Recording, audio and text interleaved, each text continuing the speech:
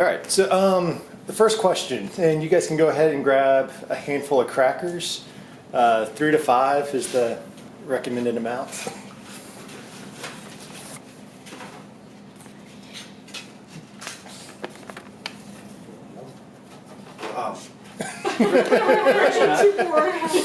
Probably.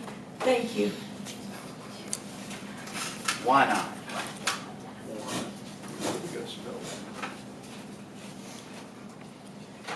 All right, so you can shove as many in your mouth as you want to. Bonus points to whoever finishes their stack first and can actually talk. So while you're chewing, every small group is different. Tell us a little bit about what makes your group stand out from the typical small group.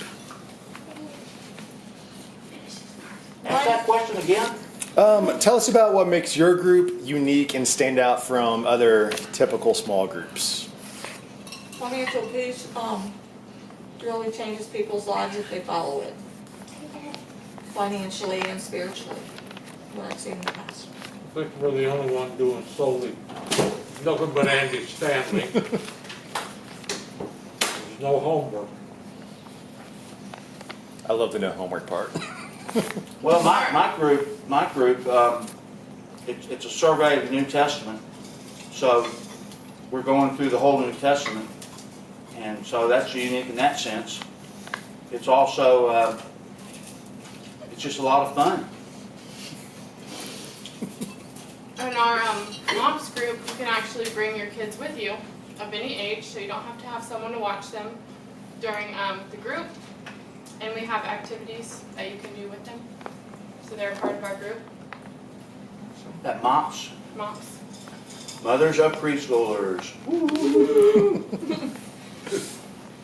We meet every Wednesday night, and we, on the worship team, we all come in with, try to be exactly who we are with our weeks that we come in to prepare ourselves just to lead for the weekend. So sometimes there are different people on the worship team that weekend, and we all come in with different stuff, and we all just try to grab our things and put it on the table.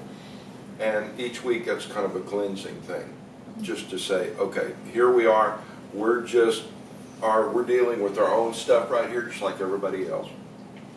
We gather around everybody and pray for each other, so it's a great night. Awesome. Okay, I think we're going to go with Pop Rocks next. I think Rick won that round. Yeah. Yeah, and then I'm number 2. So, Maybe. With what? these awful, wonderful things. Okay. I believe it tears in the middle. Okay. And this is just the candy that pops up in your mouth. So Those crackers were so. I know it's so dry. Was it supposed to be crushed? Yeah, it's just like a little candy. Just throw it in your mouth. Mm-hmm. You're in for a surprise. Good. You open in the middle, right? I think that's where there's the little cut. I didn't. Not bad.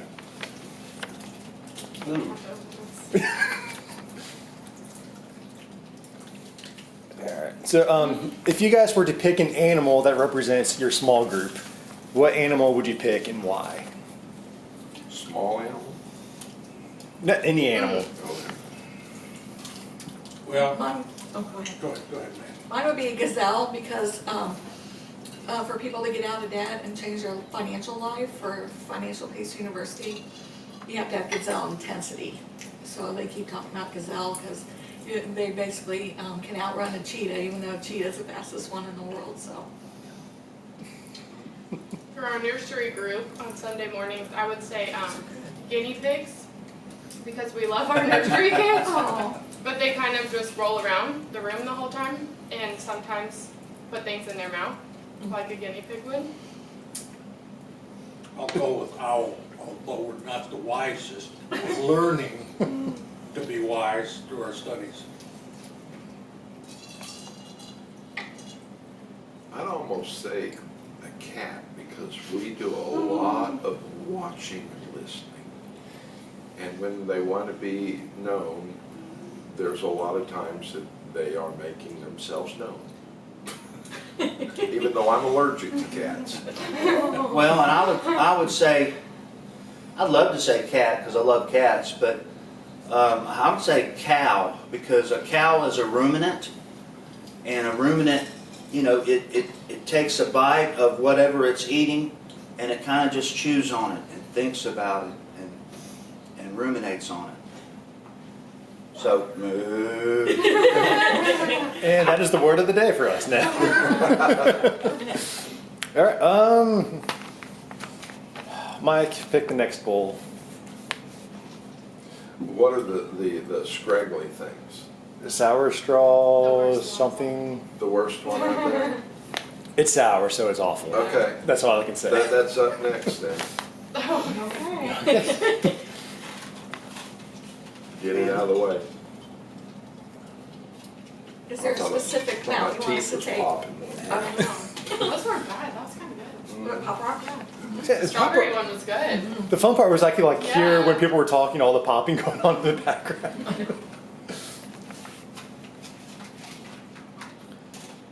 All right, so this is a pretty simple question. What has been your favorite part about being in a small group? Mine's a fellowship and making new friends, and you can make friends for life. And having that support. Yeah, I agree with that fellowship, the camaraderie. I think that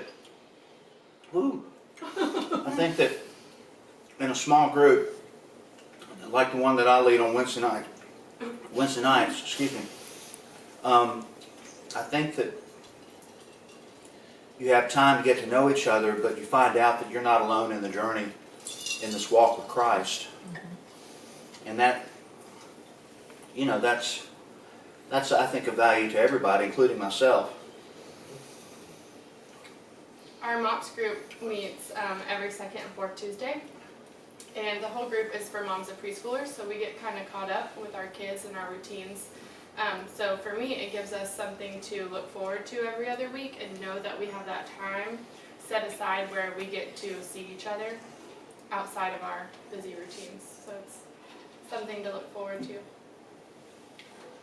Me, there's a trust that you develop. And whenever people are having issues or health issues, there's a trust issue and you know that the other people are going to be there. All right. Yeah, it's just fun being in small groups. It is. You get to know people, and they get to know you. All right, we will go with the whatever the red jelly bean like. Hot tamales? Yeah, there we go. Do you want to start off? Pick the bad day of fast. Does this count? Me too, that's my This is movie. for work. You're getting movie. paid to do this. Okay. Candy.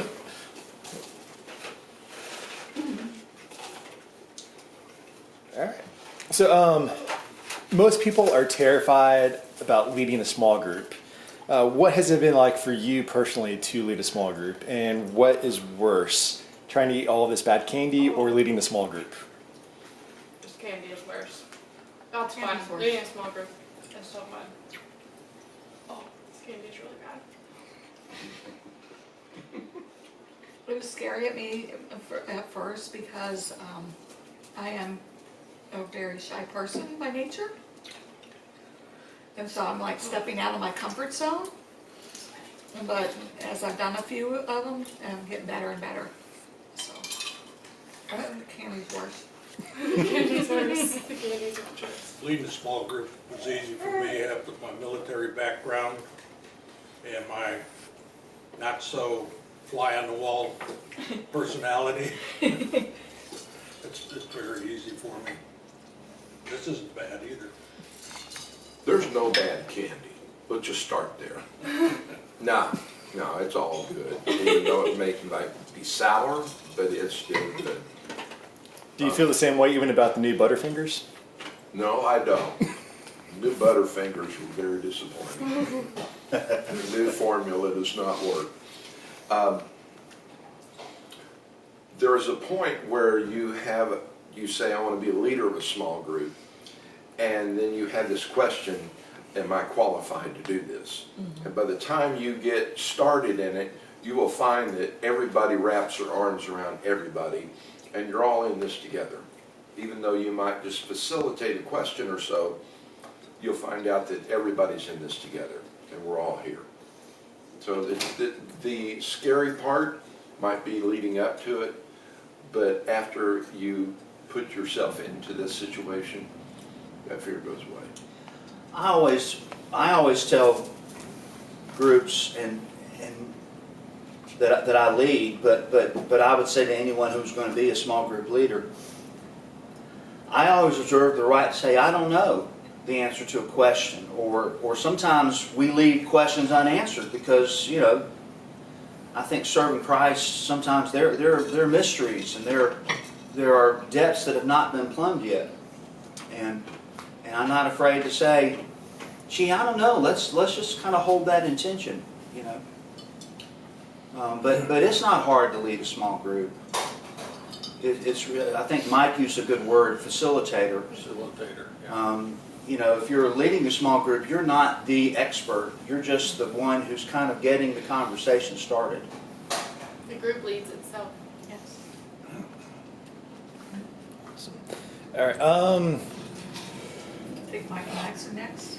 Yeah, Or we'll something. save. Yeah, we'll save the last Or the Do jelly beans. for the Harry Potter jelly ones. beans. So Sour Mike and Ike's. It is the multicolored one right in front of Rick. Is there? Yeah. Mike and Ike.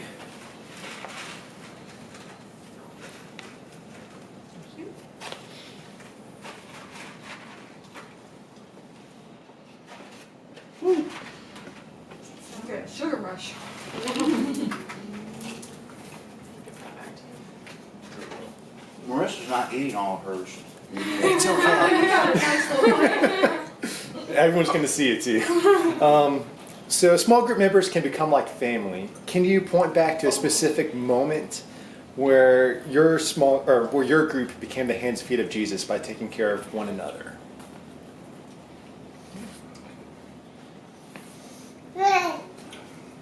I think during most of our prayer times at the beginning of our groups, there's a time to share prayer requests, and I think it's in those times that we really, you know, there's a bond that's built. I'm not sure if I answered the question. I'm good at that. Yeah. Just any stories that you have where either in group or outside of your small group time, your members have been able to take care of each other.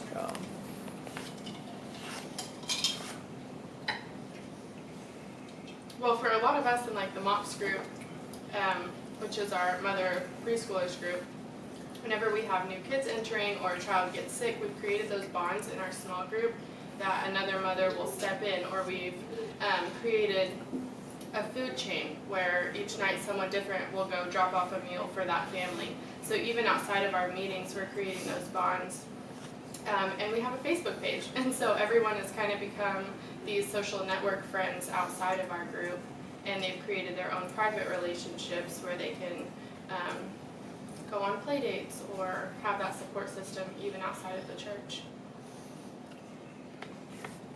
In financial peace, a lot of people don't like to talk about any money problems or something, but after a while, knowing that we're there for each other and we're going on different journeys, we bonded just because we exposed our secrets, I guess you could say. And usually we form relationships outside and do some missions, or pull some money together for a cause like St. Jude's or something like that. Many times, all it takes is one thing being on the table and one person hears it making one phone call. And similar to a Facebook page, a lot of people will text and just say, hey, we need to do this. And it's nothing that is done, say, hey, can you help? It's no, how can I help? And many times with meals, or either if somebody was sick and needed yard mowed or something, we've always tried to do something that you don't have to do anything, just accept this. We do the same. We do outside also, like at Richard's Memorial, we'll have fed people there 4 times this year. We get involved with different activities at church, like the Fall Festival, things like that, food drive. And if anybody within the group needs help, we try to fill that need for them. All right. The last candy is the every flavor jelly beans. And when they say every flavor, they mean every flavor. So, depending on how much of a gambler you are, there are some good ones, and there are some really bad ones. When I played that game, I've never tasted a bad one, so. Alright. So, this is really kind of the big question. How has being a part of the small group impacted your faith journey? Oh, I think when I first, ooh, yuck. When I first, Why was I excited for these? Ew. when I first went into a small group was in college. And it's in a small group that you really grow most in your faith because of the connection with other people. And the subtle, low-key accountability. We're in this together. They're in this walk with Jesus together. I'm not alone. I think that people who never join a small group and miss a dimension in their faith journey if they never join a small group. I agree with that wholeheartedly. Agree with that wholeheartedly. It increases my faith, my walk, my knowledge of how I should walk. Just makes me more knowledgeable Christian.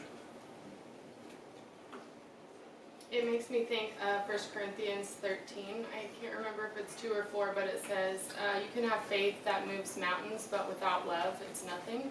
So I feel like with our small group, we're building those connections and that trust and that love that is within the members of the group. And so we're walking by our faith with love for each other in the group and outside of the group. Way to bring the Bible in, too.